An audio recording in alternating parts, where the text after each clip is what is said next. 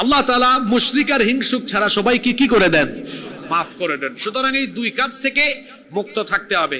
যদি অন্যান্য মানুষের প্রতি হিংসা নিন্দা রেখে মানুষের ক্ষতি করেন, আপনার তওবাও কবুল হবে না। কারণ বান্দার হক নষ্ট করে আল্লাহর কাছে তওবা করলে আল্লাহ কি মাফ করে দিবেন? না। এজন্য আমাদের দায়িত্ব হলো, যদি আমরা হিংসা নিন্দা করে কাউকে অসম্মান করি, কারো বদনাম করি, কারো ক্ষতি করি, আমরা আজকেরই রাতে তাদের কাছে ক্ষমা চেয়ে নিব। কথা কি বোঝা গেল?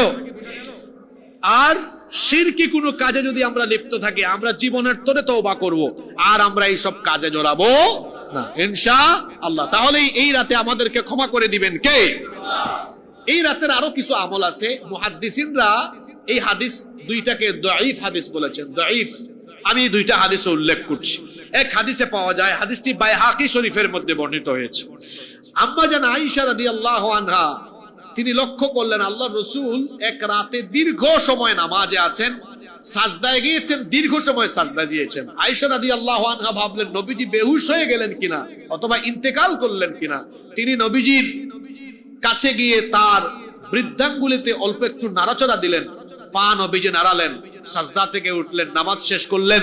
আয়েশা রাদিয়াল্লাহু আনহা জিজ্ঞেস করলেন, ইয়া রাসূলুল্লাহ, আমরা বলি সাল্লাল্লাহু আলাইহি ওয়াসাল্লাম, আপনি এত দীর্ঘ সময় সাজদায় ছিলেন, আমি তো ভয় পেয়ে গিয়েছিলাম। নবীজি বলেন, আয়েশা তুমি কি জানো না, আজকের এই রাত হচ্ছে লাইলাতুন নিসফে মিন শাবান, এটা অর্ধ শাবানের রজনী, মধ্য শাবানের রাত। এই রাতে আল্লাহ তাআলা মুশরিক আর হিংসুক ছাড়া সবাইকে মাফ করে দেন। এজন্য আমি আল্লাহর রহমত আর ক্ষমার প্রত্যাশী ছিলাম। তাহলে এই হাদিসে বোঝা গেল রসুল আসলে রসুল শুধু এই রাতে না, আপনারা তো রসুলের আমল জানেন, তিনি স্বভাবজাত কারণে প্রত্যেক রাতেই কি আদায় করতেন? শেষ রাতে কথা বলছেন না কেন? তাহাজ্জুদ আদায় করতেন। এটা রসুলের মাঝে মাঝের আমল না সব সময়ের আমল? সব সময়ের আমল। কিন্তু রসুল আম্মা জান আয়েশা রাদিয়াল্লাহু আনহাকে এই কথা বললেন, এটা ক্ষমার রাত, এটা বরকতের রাত, রহমতের রাত বুঝালেন। তাহলে এই হাদিস থেকেও বোঝা গেল এই রাতের বিশেষত্ব আছে, ফজিলত আছে। আরেকটা হাদিস, এটাও আম্মা জান আয়েশা রাদিয়াল্লাহু আনহা থেকে বর্ণিত। হাদিসটি মুসনাদে আহমদে, তিরমিজি শরীফে, ইবনে মাজাহ শরীফে বর্ণিত হয়েছে। তিনি বলছেন, ফাকাততু রাসূলুল্লাহ সাল্লাল্লাহু আলাইহি ওয়াসাল্লাম যাতা লাইলা, এক রাতে আমি রাসূলকে খুঁজে পাচ্ছিলাম না। ফাখারাজতু, আমি ঘর থেকে বের হলাম। আমি খুঁজতে খুঁজতে গিয়ে নবীজিকে দেখি, ফাইদা হুয়া বিল বাকিয়া, তিনি গারকাদুল বাকি। আমাদের দেশের লোকরা এই কবরস্থানের নাম তারা বলে জান্নাতুল বাকি, অথচ সৌদি আরবে জান্নাতুল বাকি নামে কোনো কবরস্থান নাই। এটার নাম গেলে একটু আরবিটা পরে আসবেন, এটার নাম হলো মাকবারাতুল বাকি বা গারকাদুল বাকি, বাকি কবরস্থান, বাকি কবরস্থান। ওই যে মাকবারাতুল মুআল্লা আছে, ওইটাকে নাম দিয়েছে জান্নাতুল মুআল্লা। বাঙালি কি পারে দেখছেন। যাই হোক, আম্মা জান আয়েশা রাদিয়াল্লাহু আনহা বলছেন, আমি ঘর থেকে বের হয়ে রাসূলকে গিয়ে দেখলাম বাকি কবরস্থানে তিনি আছেন। আমি আল্লাহ রাসূলকে গিয়ে বললাম যে আমি তো আপনাকে খুঁজে পাচ্ছিলাম না। আল্লাহ রাসূল বললেন, তুমি কি ভেবেছো আমি তোমার হক নষ্ট করছি? আয়েশা শোনো, আজকের এই রাত হলো মধ্য শাবানের রজনী, যেটাকে আমরা শবে বরাত বলি। এই রাতে আল্লাহ তাআলা বনি কালব গোত্রের ছাগলের পশমের চাইতেও অধিক সংখ্যক মানুষকে ক্ষমা করে দেন। সবগুলো হাদিস থেকে বোঝা গেল আসলে এই রাতটা হচ্ছে রহমতের রাত, মাগফিরাতের রাত, ক্ষমার রাত। সুতরাং রহমত এবং ক্ষমা পেতে হলে রসুলের তরিকায় আমাদেরকে এই রাত কাটাতে হবে। এখন রসুলের তরিকায় এই রাত কাটাতে হলে বাড়াবাড়ি করা যাবে না, সীমা লঙ্ঘন করা যাবে না। তাহলে এই এতগুলো হাদিস থেকে আমরা কি শিক্ষা পেলাম? এই হাদিসগুলো থেকে আমরা শিক্ষা পেলাম আমরা এই রাতকে কাটাবো কিভাবে। আমরা এই রাতকে কাটাবো নবীজির তরিকায়। আমি তো আগেই বললাম, যদি হিংসা নিন্দা করে কাউকে আঘাত করেন তার থেকে মাফ চান, শিরকি কর্মকাণ্ড থেকে নিজেকে চিরতরে মুক্ত করে তারপরে আল্লাহর কাছে তওবা করতে হবে। এছাড়া সাহাবী, তাবিঈন বা আমাদের পূর্ববর্তীদের অনেকেই এই রাতে একাকী নফল নামাজ আদায় করেছেন। সুতরাং কেউ যদি এই রাতে একা একা নফল নামাজ আদায় করে তাতে কোনো অসুবিধা নাই। এমনকি অনেকে রোজাও রাখে। আমি তো আগেই বলেছি, নবীজি রমজান মাসের পরে কোন মাসে সবচেয়ে বেশি নফল রোজা রেখেছেন?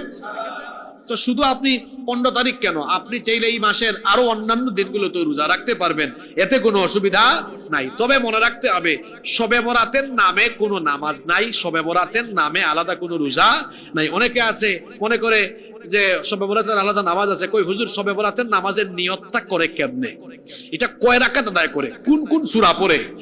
আবার অনেকে আছে, অনেক হুজুররাও শিখায় দেয় 2 রাকাত করে পড়বেন। প্রথম রাকাতে সূরা কদর বা সূরা কাফিরুন পড়বেন, দ্বিতীয় রাকাতে 3 বার কুল হুয়াল্লাহ পড়বেন, তরিকা শিখায় দেয়। অথচ এই ধরনের কোন তরিকা রাসূল আমাদেরকে শিখায়া যাননি। সুতরাং শবে বরাতের নামে আলাদা কোনো নামাজ নাই। কেউ যদি রাতের বেলা একাকী নফল আদায় করে শেষ রাতে তাহাজ্জুদ পড়ে, এতে কোনো আপত্তি নাই, কোনো অসুবিধা নাই। কিন্তু শবে বরাতের নামে আলাদা কোনো নামাজের নিয়ত আছে, আলাদা কোনো নামাজের তরিকা আছে, এই ধরনের কিছুই কোনো হাদিসে বর্ণিত হয়নি, রাসূল আমাদেরকে শিখিয়ে যাননি। আমি তো আগেই বলেছি, শুধু শবে বরাত লাইলাতুন নিসফি মিন শাবান নয়, আমার নবীর প্রাত্যহিক রাতের আমল ছিল তিনি প্রত্যেক রাতে তাহাজ্জুদের নামাজে আল্লাহ তাআলাকে সাজদা দিতেন। সুবহানাল্লাহ। সুতরাং একজন মুমিনের উচিত শুধু শবে বরাত নয়, প্রত্যেকটি রাতকেই সে চাইলে শবে বরাতের মতো এভাবে সাজদার রাত, এভাবে সে চাইলে তাহাজ্জুদের রাত বানাতে পারে। এই রাতে আমাদের করণীয় কি? এই রাতে আমাদের করণীয় হলো বাড়াবাড়ি এবং সীমালঙ্ঘন না করে বরং আমরা এই দুইয়ের মধ্য থেকে বিরত থাকা এবং রসুলের তরিকার উপরে আমাদেরকে থাকা। বর্জন করব আমরা কি কি? খেয়াল করুন, শবে বরাত আসলে পরে, আমি তো রাতে সিলেট থেকে এসেছি, চট্টগ্রামের সাথে সিলেটের খুব মিল আছে। আমি প্রায় সময় বলি এরা হচ্ছে মনে হয় যেন এমন এক মার পেটের আপন দুই ভাই। কালকে আমি দেখলাম জায়গায় জায়গায় গরু জবাই হচ্ছে। চট্টগ্রামের খবর তো আর জানি না, আমি ছিলাম না। মানে মনে করে শবে বরাতের রাতে হালুয়া রুটি আর গুস্ত না খাইতে পারলে আয় রে হায়, আমার সারা বছর একেবারে বরবাদ হয়ে যেতে পারে। অনেকে তো মনে করে এই রাতে ভালো খাওয়া মানে সারা বছর ভালো খাওয়া। কি জাতের ব্যাককল চিন্তা করেছেন? সারা বছর আমি কি খাবো কি খাবো না এটা জানেন কে? রিজিকের ফয়সালা করে দিয়েছেন কে? প্রত্যেক মানুষ রিজিক নিয়ে জন্ম নিয়েছে, রিজিক ফিক্সড করা আছে। আপনি শবে বরাতে ভালো খাইয়া আপনার জন্য যদি আগামীকাল আলু ভর্তা ডাল ভাত থাকে, তো আপনি কি আজকে হালুয়া রুটি আর গরুর গোশত খাইয়া আগামীকালকে রিজিক আপনি বদলাই দিতে পারবেন? কখনোই পারবেন না। রিজিক হলো নির্ধারিত।